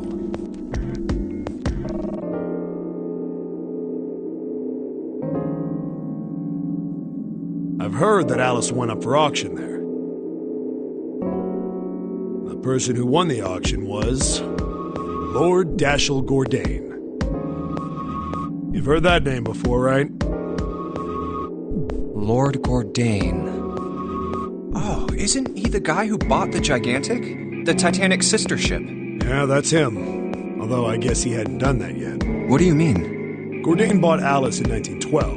And 4 years later, in 1916, he bought the Gigantic. And he hid Alice somewhere on the Gigantic. But nobody knows where. He died in 1931. And apparently he died without ever telling anyone where Alice was hidden. However, what? Well, he did have one close friend who asked him, "Where is Alice?" And he said, "Alice sleeps in a small chamber past the Forest of Knowledge beneath the navel of the Gigantic." What the hell is that? Is it some kind of riddle? Your guess is as good as mine. So that's it. Whatever you think, I believe it. She's hidden somewhere on the Gigantic. In other words, she's hidden somewhere on this ship.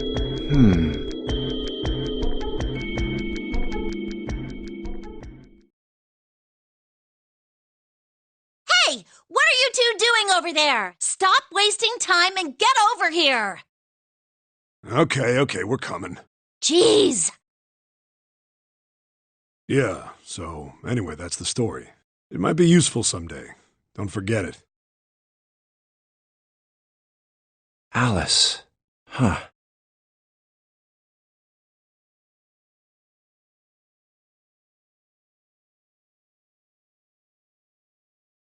That mummy wasn't just a normal mummy. They say that she was frozen. The story says that from the time of its discovery all the way through to when it got put on the Titanic. Even though it was carried through the desert, her body never melted. Then was that Egyptian priestess Alice? Did the water in her body become Ice 9? No, that's nuts. There's no way somebody like that could exist.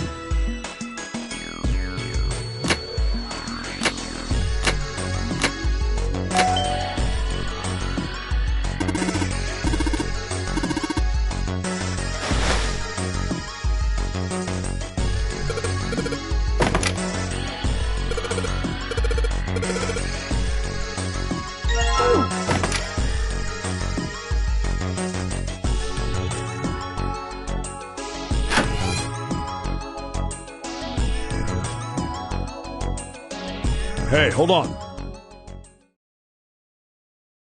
Oh, what's up? Where's Clover? Huh?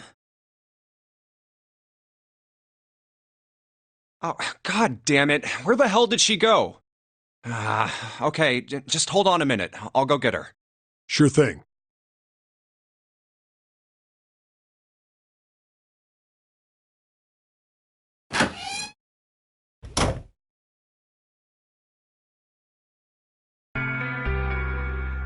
Hey, Clover, what's wrong? Come on, let's get out of here.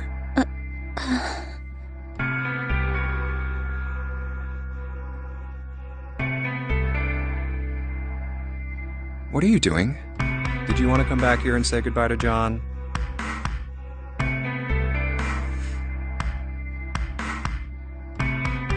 Hey, Clover, can you hear me?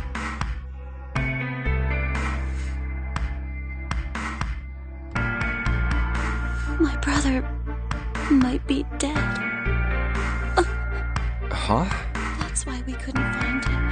If he's dead, I'm going to be next. What are you talking about? What's wrong with you?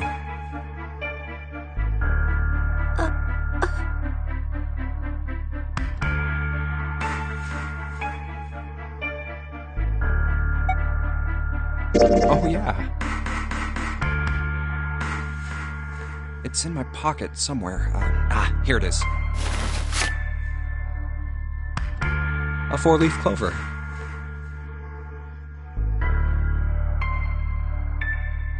Hey, did you know? Each leaf means something. Hope, faith, love, and luck. That's what a 4-leaf clover stands for. Take it. Use it as a good luck charm. Listen to me, Clover. No matter what happens, you can never lose hope. You have to remember what's most important, and that's to have faith and to have love. If you can remember all of those, that'll bring you good luck. Snake, I mean, your brother, he's not dead. He's alive, somewhere. I'm sure of it. You've just gotta believe in that.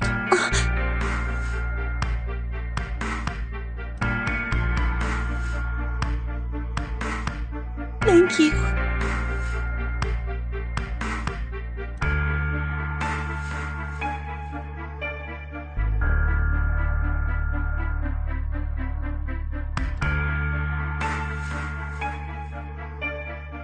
Thank you.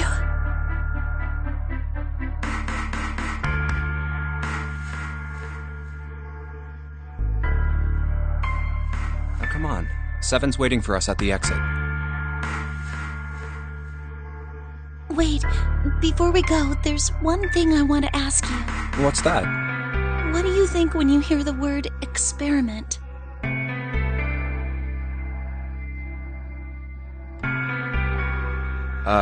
What?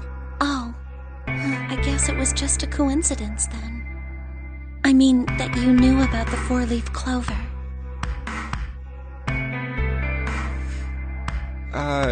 Look, I'm sorry. I don't want to be a jerk, but you are making less than no sense right now. Oh, no. It's nothing. Just forget about it. Oh, don't give me that. You really think I could just drop this? What is this experiment you were talking about?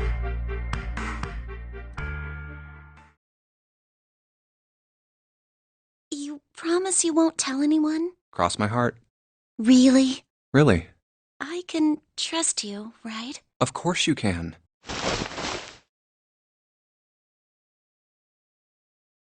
Okay then.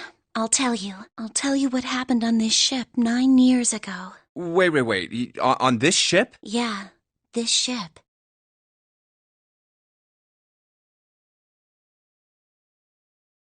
It was an experiment to test some sort of psychic thing, communicating through these fields that you can't see. Fields that you can't see? Like, think about this.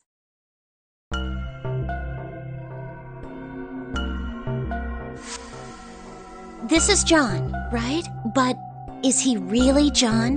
Huh? Isn't this like Locke's socks? Or the ship of Theseus?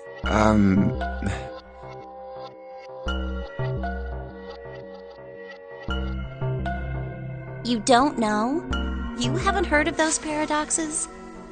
No? Really? Okay, well pay attention then. This is how Locke's socks works. Let's say I've got a pair of socks. They're my favorite socks. One of them gets a hole in it. What would you do if that was your sock, Junpei? Well, I guess I'd patch it up, get some cloth, and close up the hole. But what if another hole opens? I'd add another patch, I suppose. What if another hole opened after that? Another patch, I guess? Well, let's say you just keep adding new patches until eventually the original cloth of the sock is totally gone. Once you get to that point, can you really say they're the same socks you started with? Well, that's tough. So, that's the Locke's socks thing? Yeah, the ship of Theseus is a lot like it. The ship of Theseus. If you keep fixing the damaged parts of a ship, eventually it ends up with none of the parts it started with. Can you really say that ship is the same one you started with? And what if you took all the old parts from the first ship and built another one somewhere else? Then which ship is the real ship of Theseus? The one you repaired, or the one you built with all the original parts?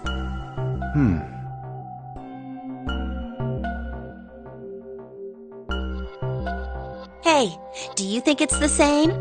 What's the same? These guys. Is this John, or is it Lucy now?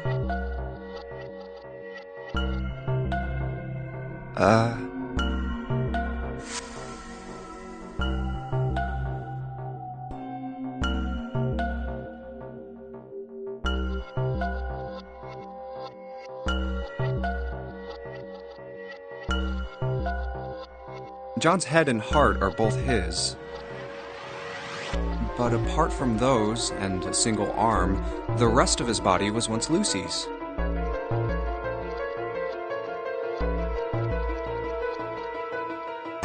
We're just like these mannequins. Think about it. The cells in our body change every day. Old ones die and new ones are born. Maybe part of my arm is made of stuff from a fish I ate once. Or maybe part of your right side is made from a cow you ate. If you take it a little further, those cows and fishes are made from something else too, right? That's how we're all connected. Through fields that can't be seen with the naked eye. Hey, what the hell is taking you two so long? How long are you gonna make me wait? We don't have time to screw around.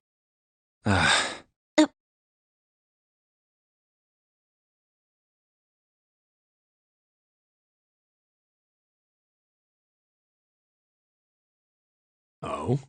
What were you two doing? Was this some sort of secret meeting? No, it wasn't. We were just Just... playing with the mannequins. Huh? Let's go, Junpei.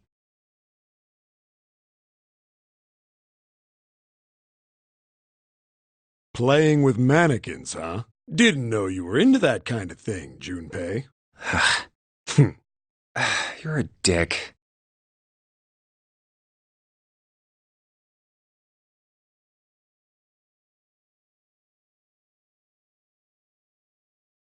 All right, I'm gonna open it now. Is that cool? You don't need to keep asking, just do it, all right? Fine then.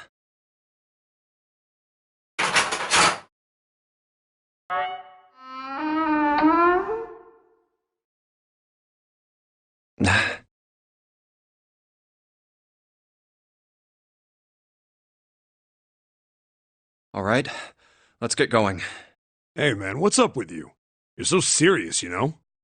Can't you sound more happy, get a little excited? Not really.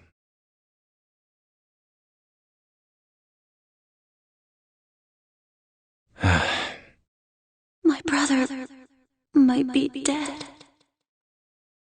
I'm going to be next.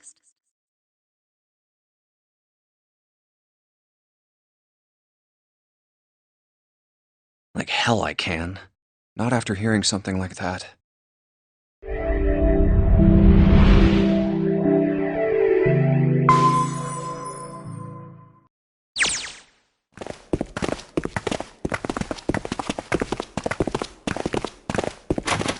There too, huh? Every door in this place is locked up tight. How about that one?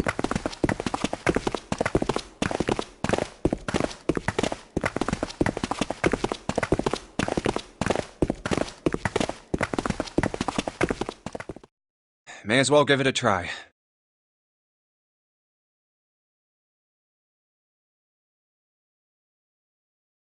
Jumpy! Huh?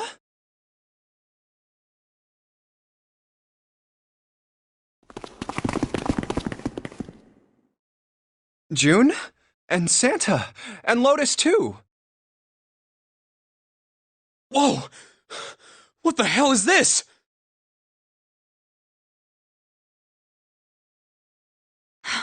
What are you doing here? What? But we didn't... Hey guys, could you come take a look at this?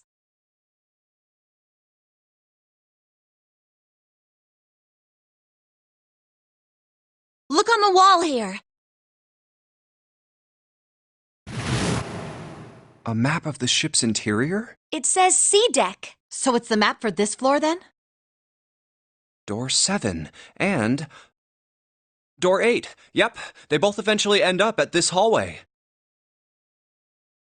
Yeah, isn't that what I said? We aren't going to be split up permanently till we find door 9. We might get separated for a little while, but we'll see each other again. Otherwise, we won't be able to open door 9. That's how the nonary game works. I see.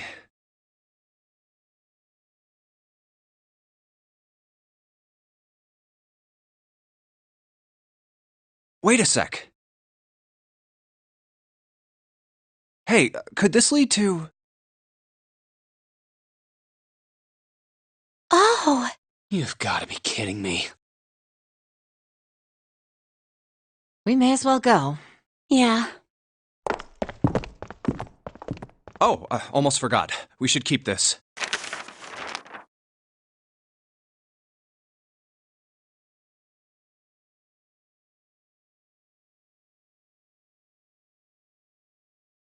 Ready? I'm gonna open it.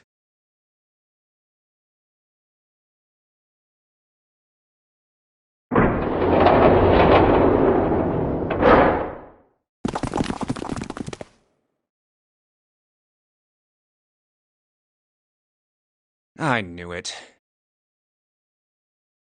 We're back. In the hospital room. I see. I believe I understand what you're saying. The 6 of you split into 2 teams and went through doors 7 and 8. You solved the puzzles in the operating room and the laboratory, and then met one another in the hallway after...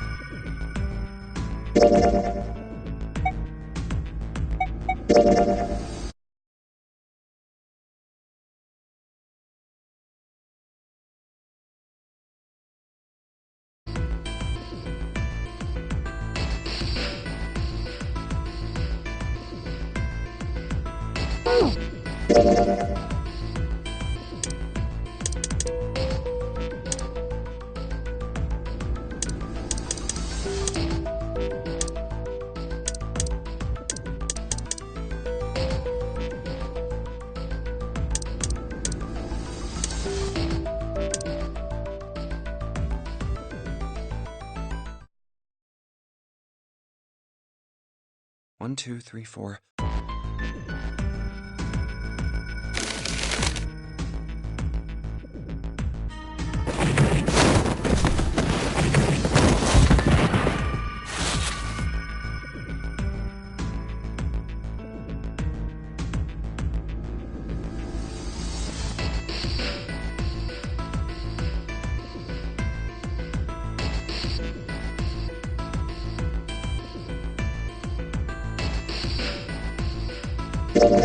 My choice is door 1.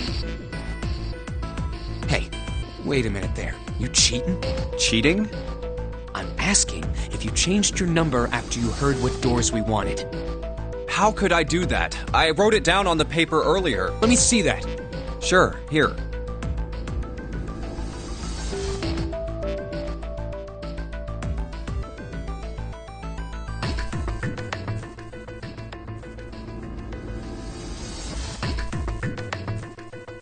I had 3 pieces of paper ready.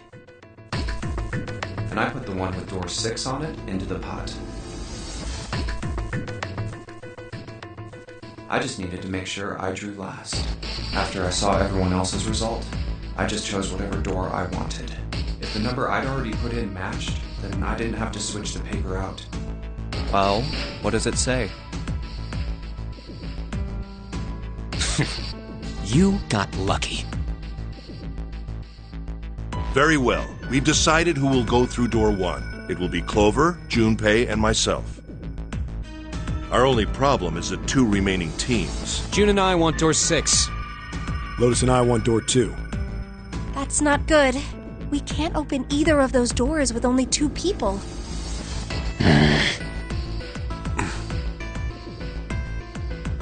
Aw. Fine. 7, we'll go through door 6. Sure thing. I didn't really want to go through door 2 anyway. Besides, if we've got a younger girl with us, it'll lower the average age. Right, June? Well,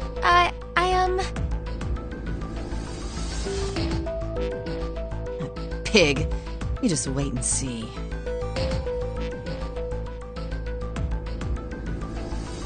Calling me old.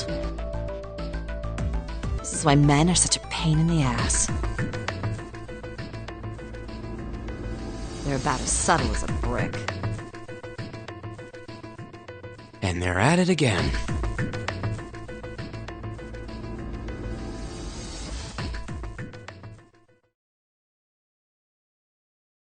I'll see you later, June.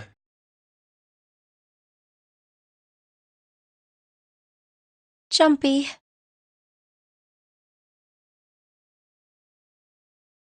Don't make that face. It'll be like what Seven said. We aren't going to be split up permanently till we find door 9.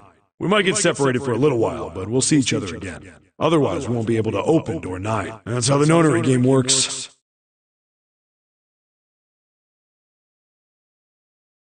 It'll be fine. I'll see you soon. All right. See you later.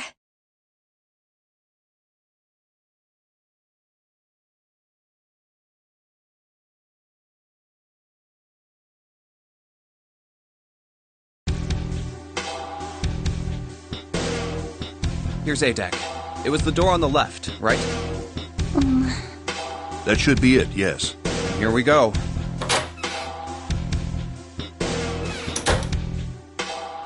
It's just as Santa and Lotus said. A numbered door. There's the red. I'll go first. Now the two of you, if you would.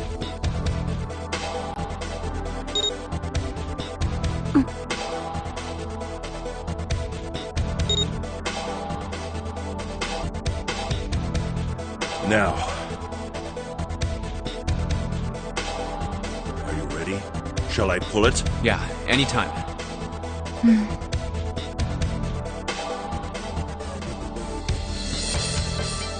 Very well then. Let's go. 3, 2, 1.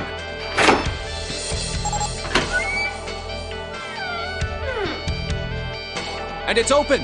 Move it!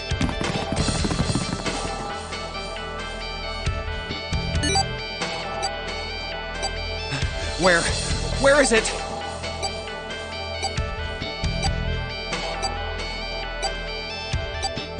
There it is! Over there!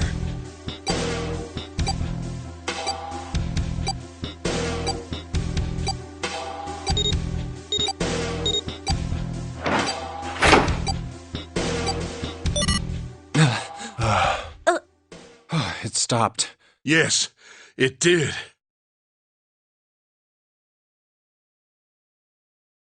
Whew. I don't believe I'll ever get used to that. I'm not sure it's something I'd want to get used to. We should finish this game before imminent death becomes a normal thing. I agree. Now then.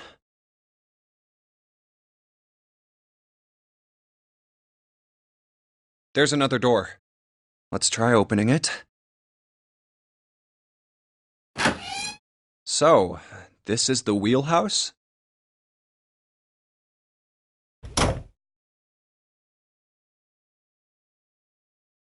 Ace, you investigate the wheelhouse next door. Very well. Clover, you're in charge of this room. Say something. Okay. All right then, let's get started.